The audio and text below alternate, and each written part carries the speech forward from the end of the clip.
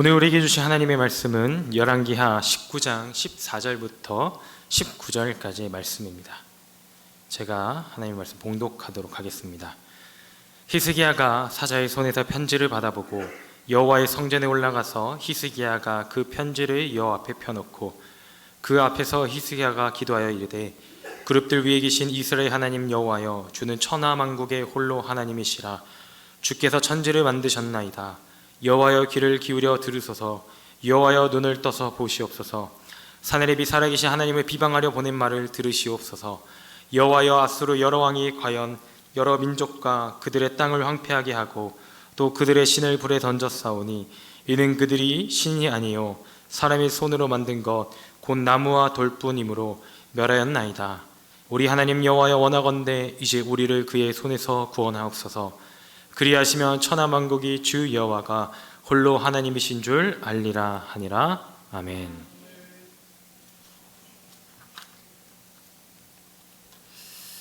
오늘은 함께 믿음의 승리라는 제목을 가지고 하나님이 우리에게 주신 또 은혜를 함께 나누고자 합니다. 우리가 종종 살다 보면 이런 말을 들을 때가 있습니다. 이름대로 살게 된다라는 말들이 있죠. 그렇게 아이의 이름을 지을 때 그냥 짓는 것이 아닌 이름에 대한 여러 의미를 생각하고 또 이런 아이로 자랐으면 하는 마음에 이 부모님들이 며칠 밤낮을 고심하여 그 이름을 짓곤 하죠. 제 이름은 최낙환으로 저희 아버지께서 물이름 낙자와 빛날 환, 붓꽃 환으로서 물처럼 깨끗하고 환한 빛으로 세상을 밝히는 목회자가 되길 바라는 마음으로 저의 이름을 지어주셨습니다. 저는 어렸을 때부터 선한 자식이거든요. 그리고 제가 자라서 이 귀한 딸을 얻게 되었고 처음으로 누군가의 이름을 지어주게 되었습니다. 그래서 정말 고민을 많이 했습니다. 연수라는 이름에 인연 연자와 빼어날 숫자를 써서 저희 집안에 저희 위로 이제 형님들이 쭉 있는데 형님들만 계십니다. 저희 집안의 첫 여자아이가 연수거든요. 그래서 하나님이 우리 집안에 내려주신 귀한 딸이라는 그 인연 연자와 그리고 빼어날 수라는 그 수를 통해 하나님께 인정받고 세상 가운데 인정받는 귀한 아이로 자랐으면 하는 그 마음에 연수라는 이름을 지었습니다. 특히 이름을 중요하게 생각하는 이유가 또 있습니다. 바로 별명 때문입니다. 어린 시절에 어떤 이름이냐에 따라 다양한 별명들이 만들어지는데 아마 지금 여기 계신 분들도 생각나는 별명들이 있을 텐데 어렸을 때 별명 지으면 뭐로 만듭니까? 이름에 무슨 자가 들어가면 그 자 들어간 단어가 다 별명이잖아요. 그래서 저는 어렸을 때 별명이 낙지였습니다. 낙자가 들어가니까 다 낙지 막 낙타 막 낙하사 막 엄청 많았어요. 낙자 들어가면 전부 다 저희 별명이었거든요. 때로는 자기 이름이 싫어서 개명하는 분도 있습니다. 제가 아직도 기억나는 거가 이 나는 남자다라는 예능 프로그램에서 이 세상에 특이한 이름들 다 모여라 라고 했을 때 정말 세상에 저런 이름을 부모님이 지어줬나? 라고 생각이 들 만큼 독특한 이름을 가진 분들도 정말 많았습니다. 또한 우리가 교회에서 좋아하는 성경 인물들도 많이 있습니다. 그런데 싫어하는 이름도 있죠.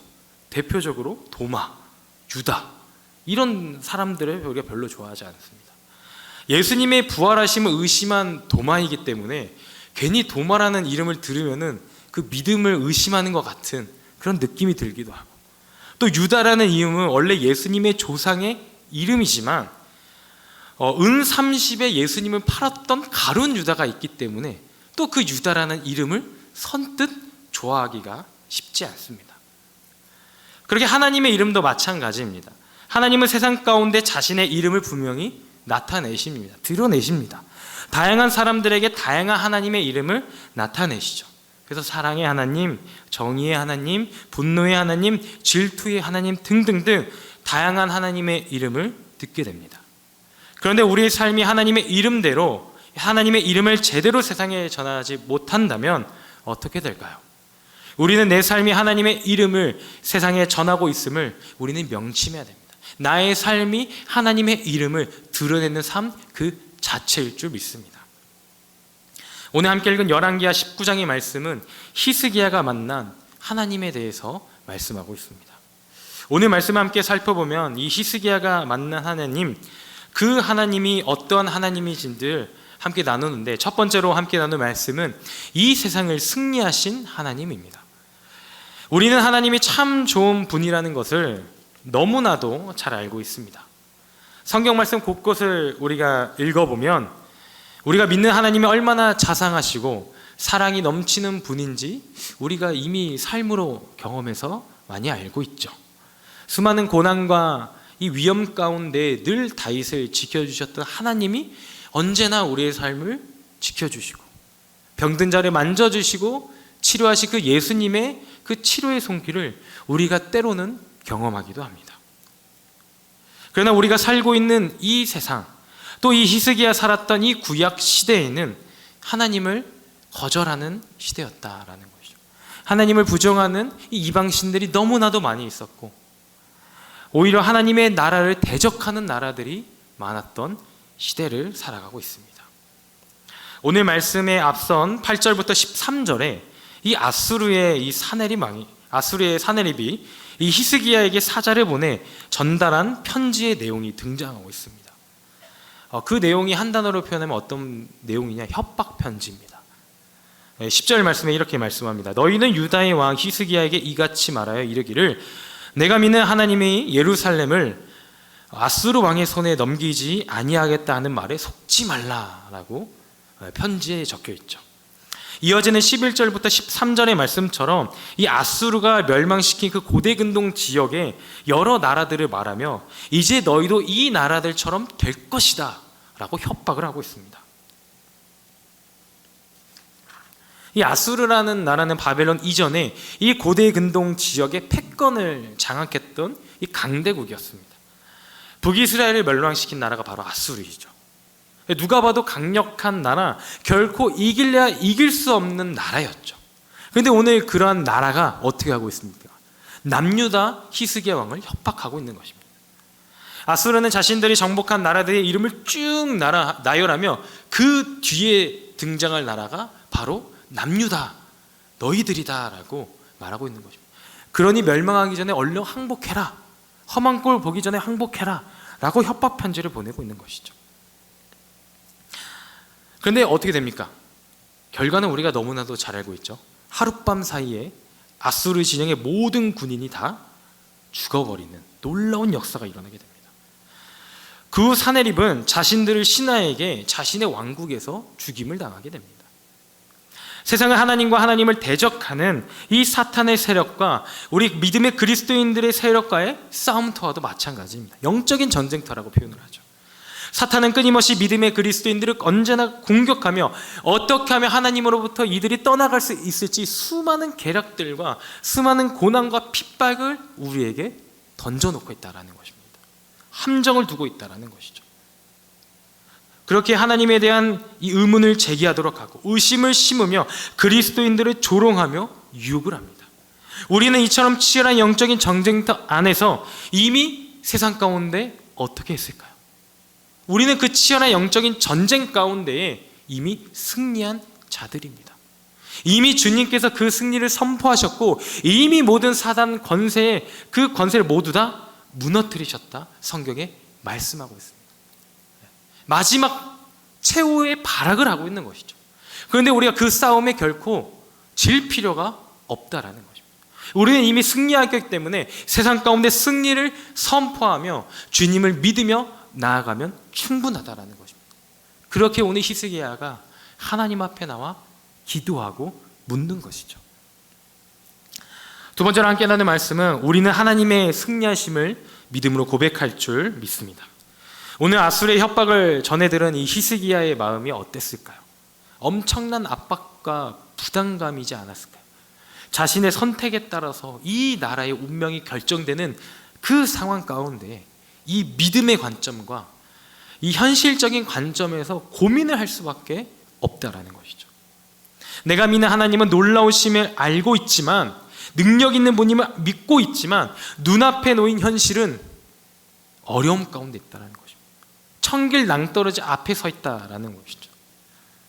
몇몇 나라들이 이 아수르의 왕 사네립과 싸우기 위해 연합을 했습니다. 근데 그 연합조차도 다 무너져 버렸죠. 이미 실패했던 것을 알고 있습니다. 몇몇 나라가 연합해서도 이기지 못했던 저 나라를 어떻게 작은 나라 하나가 이길 수 있느냐, 그 고민 안 할 수 없다라는 것이죠.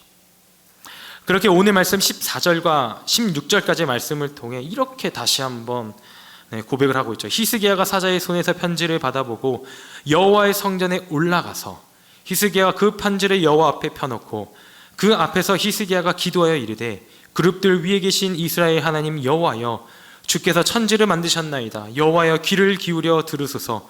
여호와여, 눈을 떠서 보시옵소서. 사나립이 살아계신 하나님을 비방하여 보낸 말을 들으시옵소서. 이렇게 말하며 히스기야는 하나님의 말씀을 경외하며 하나님의 뜻대로 살아가고자 부단히 노력했던 왕이었습니다. 그렇게 그 삶의 어려움 가운데 하나님 앞에 묻고 있다는 것이죠. 이미 히스기야는 앞선 6절과 7절 말씀에 이사야가 그들에게 이르되, 너희는 너희 주에게 이렇게 말하라. 여호와의 말씀이 너는 아수르 왕의 신복에게 들은 바 나를 모욕하는 말 때문에 두려워하지 말라. 내가 한 영을 그의 속에 두어 그로 소문을 듣고 그의 본국에 돌아가게 하고 또 그의 본국에서 그에게 칼에 죽게 하리라 하셨느니라 하더라. 라는 이사야 선지자의 이미 예언의 말씀을 들었습니다. 이 말씀이 어떤 말씀입니까? 저 사내립 이미 멸망당할 왕이다라는 것을 이미 하나님의 말씀을 들었다라는 것입니다. 그 말씀을 기억했고 그 말씀을 믿음으로 고백하지만 현실이 너무나도 두렵기 때문에 하나님 앞에 오늘 묻고 있다는 것이죠. 그렇게 히스기야는 아수르의 그 협박 편지를 받자 가장 먼저 하나님께 나아갔죠. 그리고 하나님께 편지를 펼쳐두고 부르짖었습니다. 하나님은 자신의 이름을 망령되이 부르는 것을 죄라 분명히 말씀하셨습니다. 골리앗이 하나님의 이름을 욕하고 이스라엘 군대를 조롱할 때 하나님은 다윗을 통해 골리앗을 물리치시며 오히려 하나님의 이름을 높이셨듯 다윗은 군인이 아닌, 용사도 아닌 단순히 목동이었습니다. 싸움과는 전혀 거리가 먼 사람이었죠. 근데 다윗을 들어 하나님의 이름을 망령되이 부르는 저 골리앗을 물리치셨던 것이죠. 오늘 히스기야도 이와 같이 하나님 앞에 믿음으로 나왔다라는 것입니다. 하나님을 믿는 사람의 특징 중에 하나가 무엇인 줄 아십니까? 다른 건 없습니다. 하나님께 기도한다라는 것입니다. 기도한다라는 것은 그 기도를 들어주시는 분이 내 기도를 들어주신다라는 그 믿음이 있기 때문에 기도하는 것이죠. 하나님을 믿지 않는 사람은 기도를 하지 않습니다. 왜냐? 기도할 필요가 없잖아요. 그렇게 믿음의 그리스도인들의 삶에 기도는 결코 빼놓을 수 없는 것입니다. 기도한다라는 것이 내가 연약하기 때문에 기도하는 것이 아닙니다. 내가 능력이 없기 때문에 기도하는 것이 아닌 내 삶의 주인 되신 분이 누구인지 분명히 알기 때문에 그분의 뜻을 구하기 위해, 그분의 생각을 묻기 위해, 그분의 생각에 나의 생각을 같이 하기 위해 하나님께 나와 기도하는 것이 바로 믿음의 사람의 모습이다라는 것입니다. 히스기야가 믿음이 없다, 하나님을 믿지 않는다면 오히려 세상적인 방법을 더욱더 강구했겠죠. 최고의 신하들을 모아서, 최고의 전략가들을 모아서 전략회의를 하고, 어떻게 하면 성들을 더 방어할 수 있을까? 어떻게 하면 주변의 나라들을 규합해가지고 저 아수르 군대를 물리칠 수 있을까? 아니면 아수르보다 더 강력한 나라는 어디 없을까라는 것을 고민하고 있었겠죠. 그러나 히스기야는 가장 먼저 주님 앞에 나왔다라는 것입니다. 분명 주님이 그 선지자를 통해서 저에게 말씀하신 것이 있사온데, 하나님 이 말씀을, 이 편지를 보시옵소서. 어떻게 해야 됩니까? 어떻게 해야 됩니까? 라고 묻고 있었다라는 것입니다. 우리는 하나님의 승리하심을 믿으며 나가는 그리스도인들입니다.